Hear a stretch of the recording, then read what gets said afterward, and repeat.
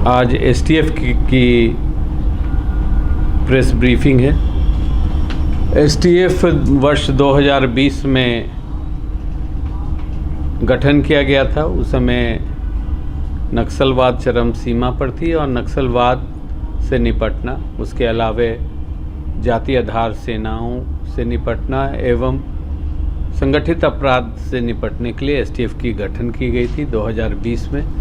यह मूलतः ग्रेहाउंड्स जो एक फोर्स थी अविभाजित आंध्र प्रदेश की, उसी के आधार पर, उसी के ढांचे पर बनी थी। नक्सलवाद के घटने के उपरांत एसटीएफ में हम लोग कोशिश किए हैं कि काफ़ी फेरबदल हो और एसटीएफ का नया रूप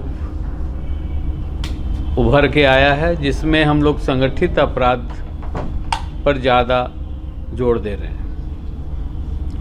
और जो प्रेस विज्ञप्ति आपको साझा की जाएगी उसमें दिखाया गया है कि वित्तीय वर्ष और इस वर्ष तुलनात्मक एसटीएफ की क्या कार्य रही है। काफ़ी संतोषजनक है। मुठभेड़ पिछले वर्ष एसटीएफ के जवानों द्वारा ने जिसमें भाग लिया था 8 थे। इस बार अब तक 20 तारीख तक 23 मुठभेड़ में एसटीएफ भाग ली है। गिरफ्तारी अपराधकर्मियों की 752। इसके अलावे नक्सलियों की गिरफ्तारी 101।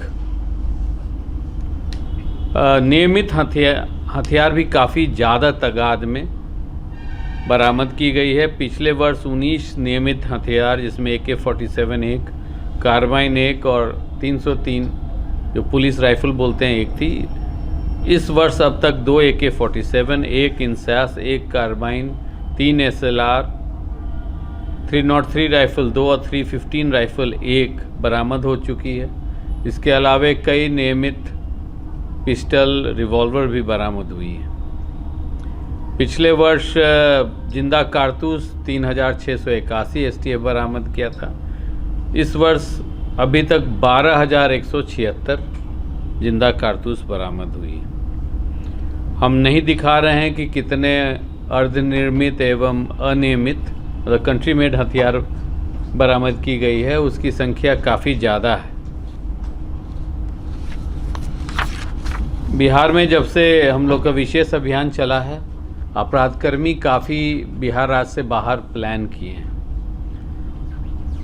इस दिशा में भी एसटीएफ अन्य राज्यों के पुलिस के सहयोग से लगातार गिरफ्तारी कर रही है। इस वर्ष अभी तक बिहार राज्य से बाहर बिहार में वांछित अपराधी 64 गिरफ्तार किए गए हैं। दिल्ली से 14 गिरफ्तारी हुई है, पश्चिम बंगाल से 9, उत्तर प्रदेश से 7, गुजरात से 7, झारखंड से 6, हरियाणा से 5 और अन्य राज्य जिसमें मणिपुर भी शामिल है। 17 राज्यों से कुल 64 अपराधकर्मी दिनांक 20 तक गिरफ्तार की गई है। आज की भी सूचना है कि 3 अपराधकर्मी और, एक बंगाल से और 2 संभवतः दादर नगर हवेली और एक गुजरात से भी गिरफ्तार किए गए हैं। तो लगातार एसटीएफ राज्य से बाहर भी जा रही है और अनुमति लेके लोकल पुलिस के तालमेल में जो वांछित नटोरियस अपराधकर्मी हैं, ये नटोरियस सूची उन अपराधकर्मियों की बनाई गई है जो जिला पुलिस द्वारा भेजी गई है। एसटीएफ खुद नहीं बनाती है। उसका चौथा सूची बन चुका है। हर जिला में टॉप 10 बनती है। टॉप 10 का भी जैसे लोग गिरफ्तार होते जाते हैं तब तक चौथा सूची पिछले साल से बन चुका है, ताकि क्योंकि एसटीएफ अनुसंधान इकाई नहीं है, ये किनेटिक कार्रवाई करती है, गिरफ्तारी करती है। गिरफ्तारी करने के दिशा में अगर गोली चलती है तो मुठभेड़ भी करती है।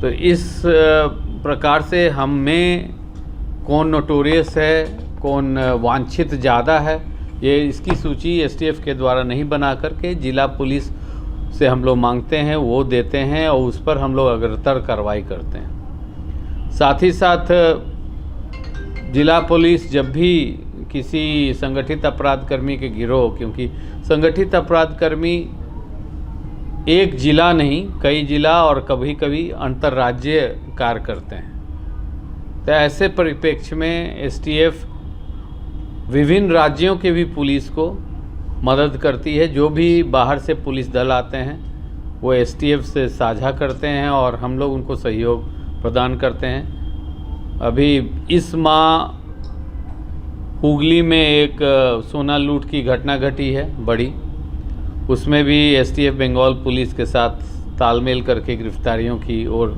के दिशा में कार्रवाई कर रही है। फिर हाल में जबलपुर में एक सोना लूट की घटना घटी है, उसमें भी जबल पुलिस मदद मांगी है, उनकी टीम आई हुई है। इसी प्रकार गुड़गांव में भी एक सोना लूट की घटना घटी है, उसमें भी हमसे मदद मांगी है, परंतु उसमें बिहार के अपराध कर्मियों को अभी तक पदचिन्ह नहीं मिला है।